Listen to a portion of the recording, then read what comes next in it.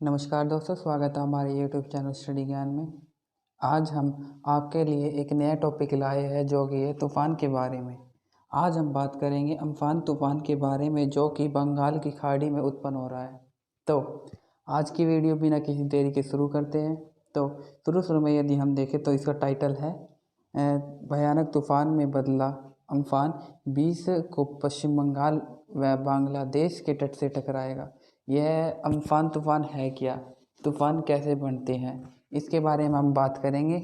तो यदि हम बात करें तूफ़ान कैसे बनते हैं तो इसमें जो हम कह सकते हैं जो गर्म हवा का कुंज होता है, वायु का कुंज, वो समुंदर से ऊपर उठता है और जो ठंडी हवा का कुंज यानी एक गुबार है वो नीचे की तरफ। ये जब आपस में मिलते हैं तो ये आपस में एक दूसरे को धकेलते हैं जिससे इनके बीच एक घुमाव उत्पन्न होता है, उससे चक्रवात का निर्माण होता है।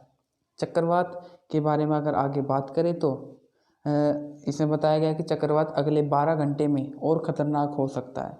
19 मई तक, यानी जो आज है, 19 मई तक 200 किलोमीटर की रफ्तार होने का अनुमान है। यानी जो आगे बढ़ने का अनुमान है, जो आगे चलने का, जो बंगाल की खाड़ी से पश्चिम बंगाल और बांग्लादेश तक जाने का जो स्पीड है, गति है, उसके बारे में बताया गया है 200 किलोमीटर।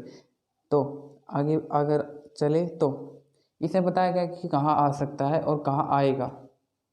इसमें बताया गया है कि बंगाल की खाड़ी में उठा अम्फान रविवार को भयानक चक्रवात की तूफान में बदल गया है। इसे उड़ीसा, पश्चिम बंगाल व तटीय क्षेत्र में भारी बारिश के आसार हैं।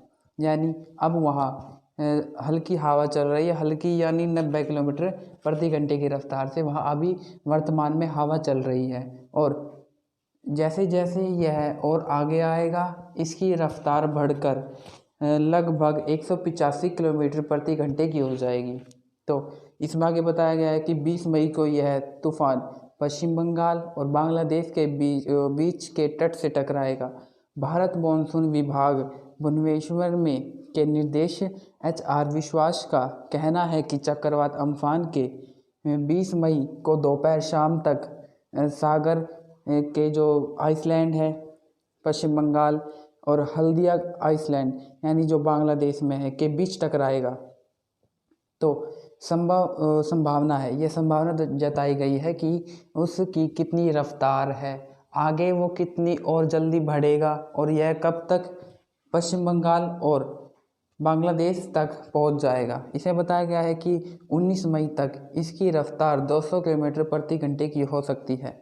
यह संभावना थी। तो अगर आगे की और बात करें यह, तो इसमें बताया गया है कि अभी तक क्या किया गया है, यानी अभी तक इसे निपटने के लिए क्या क्या कार्य किए गए हैं। तो इसके बारे में बात करें तो बताया गया है कि NDRF की ओडिशा में 10 और बंगाल में 7 टीम तैयार की गई है। ओडिशा सरकार ने रविवार को चक्रवाती तूफान अम्फान के मद्देनज़र तटवर्ती इलाकों में 12 जिलों में अलर्ट जारी कर रखा है। यानी जो इलाके इस तूफ़ान की चपेट में आ सकते हैं, यानी समुद्र सीमा के नज़दीक है, उन्हें अलर्ट जारी कर रखा है। और इसे बताया गया है कि राज्य में NDRF की 10 और पश्चिम बंगाल में 7 टीम तैयार की गई है। प्रभावित जिलों से लगभग 11 लाख लोगों को निकालने की तैयारी की गई है। यानी जब यह तूफ़ान वहाँ पहुँचेगा तो उससे उन्हें बचाने के लिए तैयारी पूरी की गई है। ओडिशा सरकार ने पहले से ही तूफ़ान की संभावित क्षेत्रों को NDRF और SDRF की यूनिट को तैयार किया गया है। यानी यह आपात की स्थिति में निपटने के लिए एक टीम है जो कि हर इस सिचुएशन में लोगों की जान बचाती है, उनकी सुरक्षा और खान पीन के बारे में बात करती है, मतलब उनकी देख रेख करती है, ये कह सकते हैं हम। अगर बात करें चक्रवाती तूफ़ान तो हम देख सकते हैं कि जो ये बीच का क्षेत्र है ये गर्म हवा का है।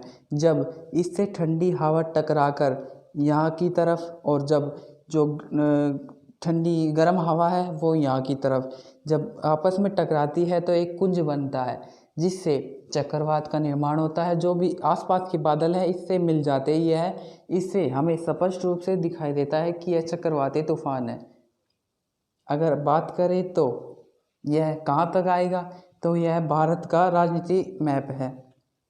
इसमें अभी वर्तमान स्थिति में तो तूफान यहाँ है, यह कल तक दोपहर तक यहाँ तक आएगा। उसके बाद इसका जो मूवमेंट है नू है ऐसे है, तो यदि हम अनुमान लगाए तो इसका जो टकराने की दिशा होगी वो यहाँ और यहाँ के अनुमान में होगी। इससे कुछ क्षेत्र प्रभावित होंगे, जैसे कि हो गया पश्चिम बंगाल और उड़ीसा। उड़ीसा के बाद बिहार का कुछ राज्य का और छत्तीसगढ़ के राज्य। और इस साइड अगर बात करें तो त्रिपुरा हुआ या फिर नागालैंड, मिजोरम ऐसे भी हो सकता है। और अगर हम और थोड़ी डिटेल में बात करें तो लगभग इतने क्षेत्र को यह तूफान प्रभावित करेगा, और हो सके तो यह आधा उत्तर प्रदेश भी इसमें शामिल हो सकता है। और इसका कुछ इफ़ेक्ट हरियाणा, दिल्ली और इसके आसपास के क्षेत्र तक आ सकता है। मतलब इफ़ेक्ट कौन सा, थोड़ी बहुत हवा चल सकती है और बादल आ सकते हैं। हमने अभी तक बात करी थी चक्रवात के बारे में। अगर हम और बात करें तो चक्रवात 2019 में एक बुलबुल नाम का चक्रवात आया था, उसमें 3.38 अरब डॉलर का नुकसान हुआ था और इसकी रफ्तार लगभग 380 किलोमीटर की थी। यानी जो हवा की गति थी वो 380 के लगभग थी।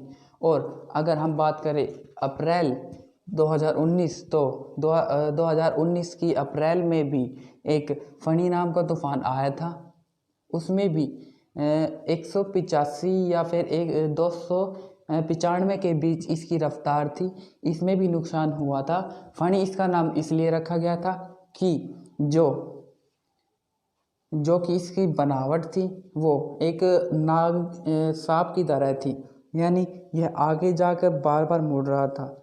तो अगर इसमें और बात करें तो बताया है कि मतलब इसमें जो अभी तक प्रावधान किए गए हैं, तो इसमें ओडिशा की सरकार ओडिशा के जो चक्रवात पर नज़र रखती है उसके विभाग ने बताया है कि जो मृत्युंजय महापात्र है, उन्होंने बताया है कि तूफान उत्तर ओडिशा में सबसे खतरनाक प्रभाव डालेगा और मंगलवार बुधवार को इसमें और भी असर पड़ सकता है।